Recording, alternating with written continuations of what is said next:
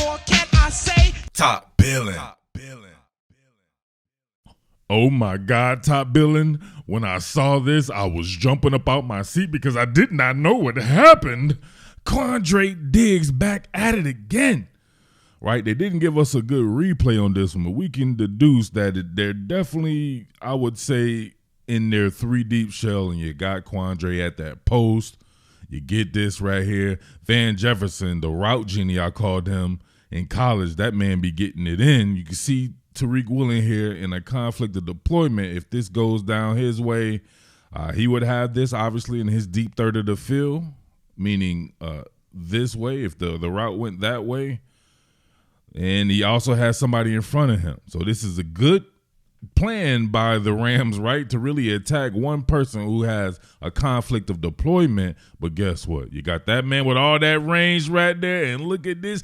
Jakob. Oh, my God.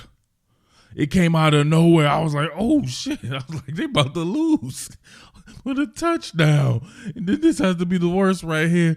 What is this man right here? He's pointing at, oh, no. The great Bobby Wagner, one of the greatest players in Seattle Seahawks history. Look at that. He's got that look on his face too, man. He looks like my puppy. Looks like my puppy. Look at Bobby Wagner's face. It's like my puppy. And my puppy be having that sound it makes. He'd be like, Bobby Wagner's whole career just flashed before his eyes. His old team is going to the playoffs in a reload year. Pete and John for president. What did I tell you guys before this season? Yes, it's me, Captain Pat himself on the back again, telling y'all about Pete and John handling business as usual, back together again. They're like EPMD, right? Strictly business. That's what they're going to do, man. People saying they too old or it's time to move in a different direction and all this. All they did was do the damn thing, business as usual. Now they're back in the playoffs in a damn reload year. How does that happen? All right, someone asked me, what do I think Seattle needs to do to beat San Francisco in a playoff game?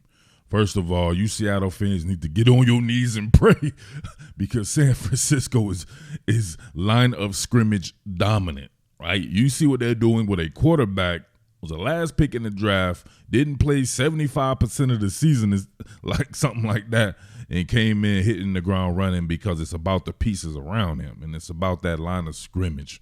Now, Seattle, definitely a dope team, no doubt about that. You can see them picking it up in certain aspects. I like the run game and the commitment to the run game here a little bit later in the season there. I like this particular stuff right here too, right? You're running these gap schemes, these power schemes, creating extra gaps there. You can see Parkinson right here with the block on the strong side linebacker.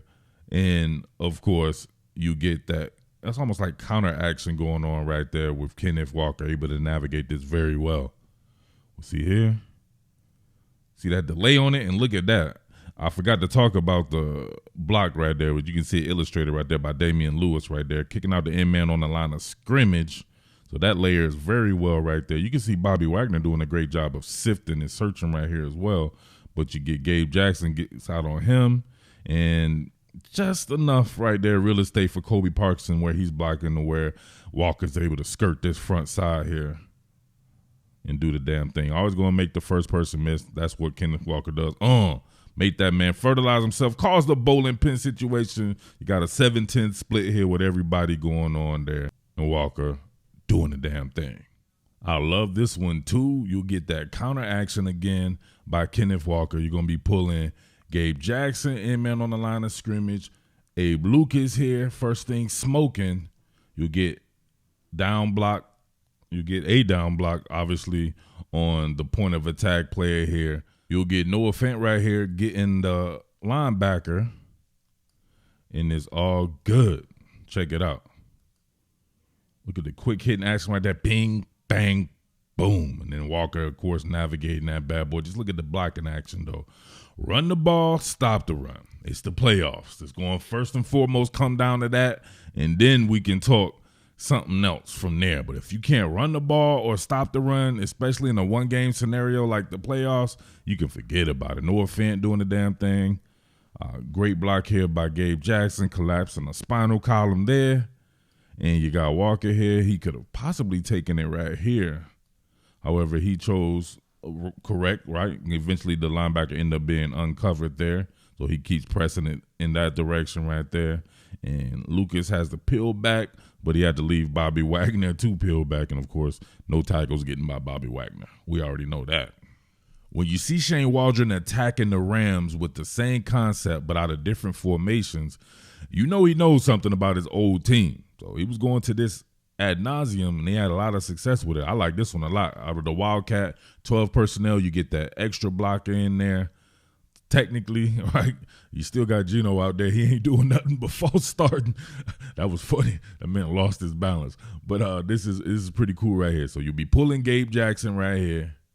He's going to get in-man on the line of scrimmage. Noah Fant coming with the first thing smoking. You can see that alleyway being formed here. DJ Dallas navigating it. You get that ghost motion as well. And look at that, 88 and out the gate. All somebody could do was reach for airspace and opportunity. You reach, I teach you. Look at that. And couldn't get a hand on him. See right here, them damn cross formation blocks, they take people out because you have to sit there and just meet the inertia. You don't even want to stack and shake that because it's a big dude coming at you full speed. You just want to absorb it. So boom, bang, he's out of the play. She's probably about 5% concussed too if we want to be serious about it. And then you got Noah Fant coming here on Taylor Rapp. He's going to be taken out of the play right there. And he has a lot of shit happen to him this game. We might have to get to another one on him right there. But you can see right there, great action running right there, that counter play. Man, look at this right here. Kenneth Walker dead to rights. Hits my man like the spin cycle. Who's that, Leonard Floyd? Hits Leonard Floyd with the spin cycle, split tire, and then cracked his jaw. It made him lose. He has involuntary movements right now in his lower extremities from getting smacked upside his dome. Look at your boy Boye Mafe work right here. Crouching tiger, hitting dragon. Look how low he is in his stance. He's almost as low as Daryl Taylor, who is in a 4-point stance right here. What? That's hard. But check this out. Look at this man run his arc. Oh, fought the hands. He was initially done, right? That was a blue collar sack right there. But it was initially a white collar sack. You can see him right there. He initially had that, but then he has to keep working, turns it into a blue collar sack. But man, that was a white collar approach, put it that way, because this was a great move right here. Widen them out, and you can see the dexterities that he's working with here. Fought the hands with the inside hand. Look at that. Inside hand was able to keep the outside free. Ran the loop on him, ran that hula hoop, and flushed Baker Mayfield off the spot there, and then continued to work, got himself a sack. A white collar and a blue collar sack, all in the same sack. That's hard. My man Bruce Irvin back at it again as well. You can see him being the nail in this hammer and nail situation. Shelby Harris, who was a damn monster himself right there, tying up a couple of blockers. And you'll see Bruce Irvin right here with that old man strength. Bruce Irvin got that old man strength. Now look at this. Loop around and block a tire. Ooh, man. And then finish off Baker Mayfield right here. What are we doing? Come on, man. But check this out right here. He loops around, meets the center head on, and Splaka tire. Dang, look at his head. His head concussed twice. 1 concussion, 2 concussions. You see that? How does his head do that? Look, 1, 2. Come on, man. And then Bruce Irvin disengages. Who is this? Is that the ghost of Austin Blythe? Look, the ghost of Austin Blythe struggling even when the real Austin Blythe was struggling with Seattle. His ghost is struggling and he's struggling as well. Come on, man. Good shit, Bruce Irvin. Love to see it. Old man strength. Speaking of old man strength, was that my man Bruce Irvin right here jumping on Bobby Wagner like that? I couldn't tell. I know some of you cats out there, man, you love to see that love right there between old teammates, man. That was a great time period, I'm pretty sure, for you guys. No doubt about that when those guys were on the team before together. If that is Bruce Irvin, you have to let me know. You have to give mad props for the usage of Kobe Bryant. I like how they use him. It's like the star position in Nick Saban's defense, right? It's one of these inside corner types, almost like a tweener. You can kind of call him like a nickel safety, like, right? You can have him do a myriad of things, and the blitzing is definitely something that they should have gone to a lot more, especially when he's this close, tight to the vest right there. Just send him on there. Look, Baker Mayfield, he sees it right away and has nowhere to go with this really but to try to escape because the routes are going to be too long for him to sit there and pat the rock. But look at that. Awesome right there. Send that man tight to the vest down the line of scrimmage. That should be like almost an automatic send if they go to some of these reduced splits by these inside receivers. They're that close to the line of scrimmage, man. Why not? You see Quandre Diggs right here. He'll be there to pick up the slack. All right, let's get to your man Eat at Geno's right here. Hell of a season. There's no doubt about that. If you look at the totality of it, did not like this particular game from him, though. I see that it was raining. It's funny how you can't really see rain from the natural viewpoint of the camera. They have to go to certain camera angles, and I'm like, oh, damn, it's pouring. It didn't even look like it, but hey, no excuses. Some of this stuff was definitely on Geno right here, being fooled by the coverage or maybe eyeing something down, but we'll look at a couple of them right here. But I love his chemistry with Tyler Lockett. Look at this one right here. Jakob. Lockett knows how to run some damn routes, for sure. You see how he's running this out route here. I wish they could show the transition of it, but you can just see how he cuts down the line of scrimmage and then starts to work back towards the quarterback, right? Work back towards the quarterback. Geno's reading his body language. I don't know if you guys know that, but if you're reading something like this, it's not ran the same way each time, right? Your majority of the time it's going to be run the same way, but you still have to read somebody's body language to see where it's going, and you can see how he puts it right there with his body language leaning towards the line of scrimmage there, and he's able to cut down on distance and time there by sort of working back to the ball. Lockett is definitely a route wizard himself. I don't know what to think about this particular play right here. To be honest with you, Jalen Ramsey is a damn animal on these type of plays, and he mirrors the route and undercuts it, right? If it's a slant route, see right here, if it's a slant route, he just did great on it, right? He did better than DK damn near, right, by being able to undercut. That's the thing with slants, right? If you have someone who understands route concepts and they're able to know that this is a slant, like let's check it out right here. I love this type of replay angle here. See him get off right there. Then he gave him a free release. Free release. Metcalf putting his head down, acting like it's going to be vertical here. And look at him. His transitions. I heard Jalen Ramsey. Well, you don't even got to hear it. You know damn well Jalen Ramsey studies players. Now, watch. I want you to watch this. This man is running. Then he sinks. Like there's no difference in it, right? He starts to pop up when it's time to transition. He'll pop up. See, right then and there. If you see somebody and they pop up in a transition, it's easier to read. Look at him. Stick that foot in the ground at the same time.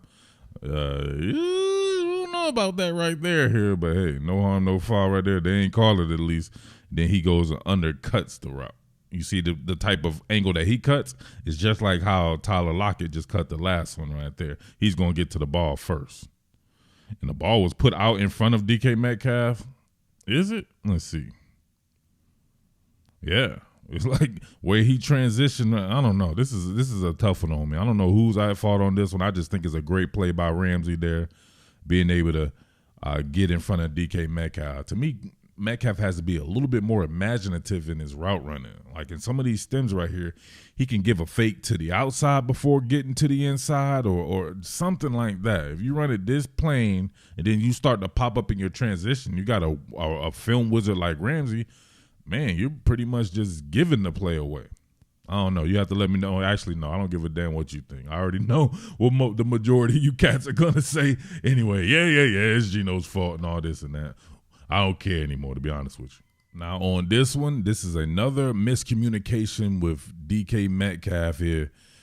I don't understand it, right? You get that PA boot, and obviously, if you know anything about this particular play right here, you're just looking for someone to be in the void of the defense, right? So once Metcalf clears here, this will be where you sit this down. You just present your numbers right here, and DK will get the ball thrown to him there. But for some odd reason, he keeps drifting towards the player right here when it's really not necessary. And that man throws it to the void of the zone here.